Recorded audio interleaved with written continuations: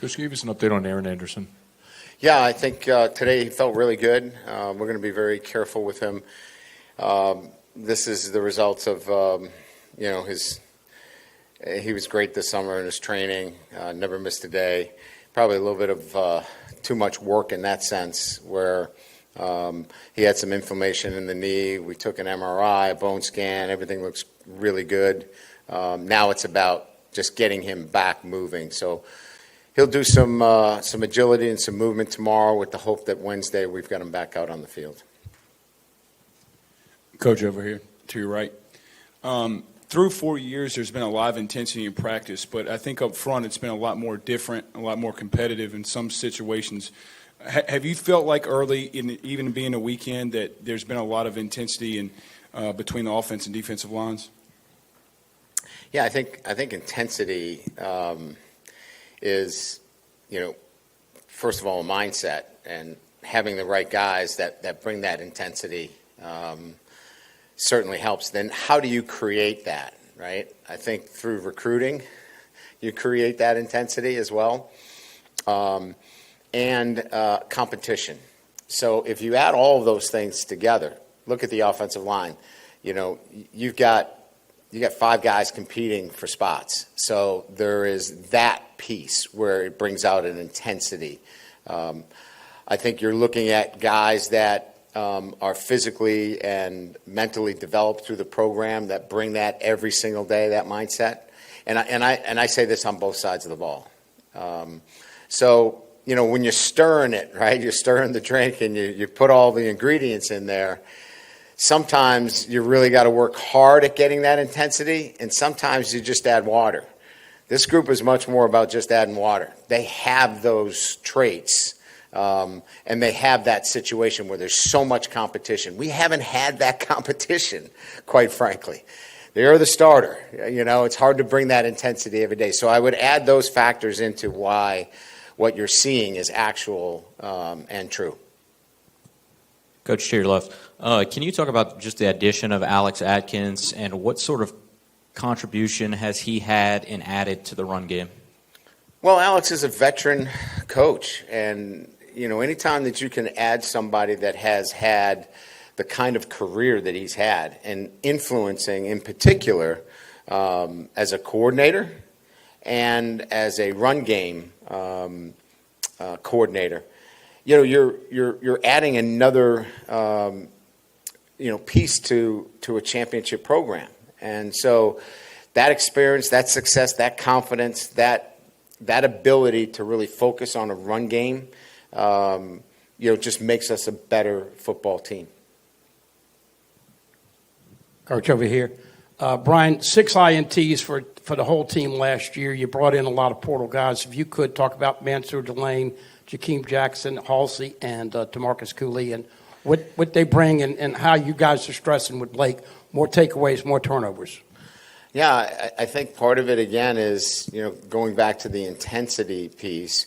When you create competition, guys are going to do exactly what you ask them to do. They're going to trust the teaching. If they don't, they won't play. And there's no better motivator than playing time. And so I would add Ashton Stamps, PJ to that mix.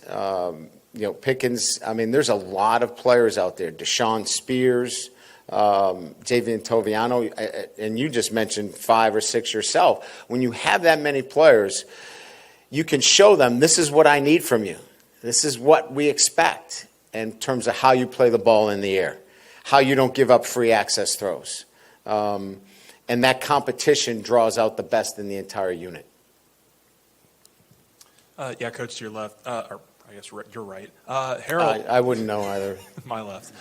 Harold was really flying around the ball today. He looks like he's getting more and more comfortable by the practice. Can you just talk about what you've seen from him and his new role on this team and what he's looked like? Yeah, I think it's a familiar role for him. One that now he has a complete knowledge of the linebacker position. He's not just a guy out there running around making plays. He's so much more intentional. He knows the game. He knows the nuances of it. The pick that he got in 7-on-7, he baited Nussmeier into it. Just those little things, right, are experiential kind of plays that he's making. But no, I think physically he's been great. Taking care of himself, recovery day, he's a beast. He just knows that, as I said, this is his year. And all of those things have allowed him to be really, really focused and not distracted by anything. Hey, Coach. Number 88, Bernard Gooden, seems like he's really flashing and doing a lot out there. What have you seen out of him so far? He's really flashed. He's doing a lot of good things. He brings a high motor, right? He's a guy that brings energy to the group, intensity to the group. I bring up that word again that was mentioned. So I think that's bringing up everybody in terms of the competition level. His abilities fit the defensive structure that Blake likes to run. We're aggressive, move in the front, and he just has a great sense in terms of getting off blocks. And sometimes that's a hard trait to teach. You just can or you can't, and he's very difficult to block. Yeah, Brian, has Aaron Burrell improved enough to maybe be a long distance field goal specialist for and a pooch punter, because he gets the ball a mile high from 30 yards.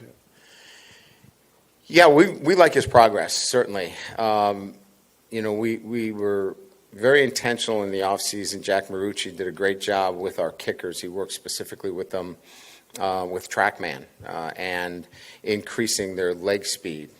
Aaron's consistently been in the low 70s, which is elite NFL speed. He's just got to throw strikes. He can kick it from whatever distance you throw it out there, but he's got to put it through the uprights. And that's what he's working on, his accuracy, which is about consistency in his steps and all the things that go to just hitting it down the middle every time. On the other hand, Damian Ramos has increased from 67 miles an hour to 71. That is a huge increase. And again, I give Jack and his sports performance staff an incredible kudos for the work that they've done with him to stretch him out, if you will, right? To get into the high 50s and that range that not only may we need, but the NFL is going to need it. Because we know about his demeanor in the moment. The big moments, he's never backed down. He's been excellent in the big moments. So we feel like we're really blessed with both those guys. Brian, right here. Last week we talked about the continuity with your coaching staff, and you said that Blake and Joe don't have anything to prove. What kind of growth have you seen in those two over the last year, I guess, whether it be anecdotal or just comfort level in their positions? Well, I think from a staff standpoint, more than anything else, is understanding the expectations of, the way we want to teach our players and how we coach them on a day-to-day basis. We want to be positive and demanding at the same time. I think they feel really comfortable from that perspective. So my first prerequisite is, what are the relationships that you've built with the team and the individuals on your unit? And I think both of them feel so much more comfortable going to year two that know the guys and know their strengths and weaknesses. And then, as what I said earlier, is that I think that they're at that point now where they've gone through a season. They know what the SEC looks like. They know what to expect each and every week. And that knowledge, as we've kind of, looked at Garrett Nussmeier in the same way, right? Garrett comes back for a second year. That experience is going to be awesome for him. It'll be for those guys. Hey, Coach. Jason Sharon from Gridiron Football. Just want to ask you about Juwan Johnson, just his versatility and seeing him at quarterback, running back, receiver, and obviously he was a deep B last year. So just talk about how he's adjusted to those new roles and what you want to see from him moving forward. Well, he's given everything we've asked him, probably more. He's a special kid. He'll do anything. We got him working at quarterback right now. Wide receiver, running back. I think when it comes to making a decision on Juwan, it's, how far do we go this year with him? Because we didn't redshirt him last year. And I want to make sure that his time is valuable and impactful. So whatever happens with Juwan, he's going to play 4 games. The question is whether he plays 5. And that will be dictated as he performs and as the offense kind of works around him. But we love him and what he's doing for our program. Hey, Coach. Trey's Green, I noticed the other day, Coach is working with the fundamentals of blocking with him. How's that part of his game coming along? Well, here's the first thing that I can say. You can't be an inline blocker at that position unless you're willing. And I've had a lot of really good inline blockers that weren't willing. Inline tight ends that weren't willing. He wants to get in there and mix it up. So this is really about taking a guy that's 6'7", that's long levered, and getting him in leveraged positions. You might say, well, he's in great leverage. Well, the game is played from low to high. And so we've got to get him in great leverage positions, and that's really most of it, is not playing too high. And that's not an easy feat at his position in terms of his size. Hey, Brian, seems like y'all have had a few different left guards over the past couple of days. Mabenga, Chester, I think Coneckles got in there at one point. Where's that competition right now? Yeah, there's 4 guys, Wilson. So, Paul, DJ, Colin Eccles, and who am I missing? Thompson. Yeah, Thompson. So those 4 guys, 1A, 1B right now. They're just rolling in and out as we've kind of established Braylon Moore as the center. And so those 4 guys are working, and DJ would be our number 2 center. So it's a 4-man rotation right now with those guys. Not to double coach, but when are you going into full pads? How many scrimmages are you going to have and in fall camp? And that balance of hitting with full contact and not beating up your team, is that getting better or is it tougher with all the depth now? No, I think it'll be fine. We tackle tomorrow. So our 6th practice, they allow you to tackle by NCAA rules. Then you have to be a percentage of all your practices have to meet a criteria. So our Saturdays will be pretty much, our night Saturdays will be pretty much scrimmages. So you can count on those days for the most part as scrimmages. Again, tomorrow. And then we go on Wednesday, which will be, a 2-hour practice. It'll be the first time we get 2 hours of exposure. And, that will be much more situational work. So tomorrow, big day for them. Wednesday, a lot of situational work. Thursday, they have a recovery day. And then we go Friday leading into a scrimmage on Saturday. That's kind of the week right now. Hey, Coach, back to your left here. Going back to Mansour Delane, what kind of sticks out about his skill set? And it kind of seems like just in camp so far, he's got the ability to read the quarterback really well. Have you seen that? Yeah, I think experience. Look at all the players that are playing out there. Ashton Stamps has similar experience. Mansour's had more years starting, more games under his belt, and certainly possesses the intellect and intuition to make those plays when they're in front of them.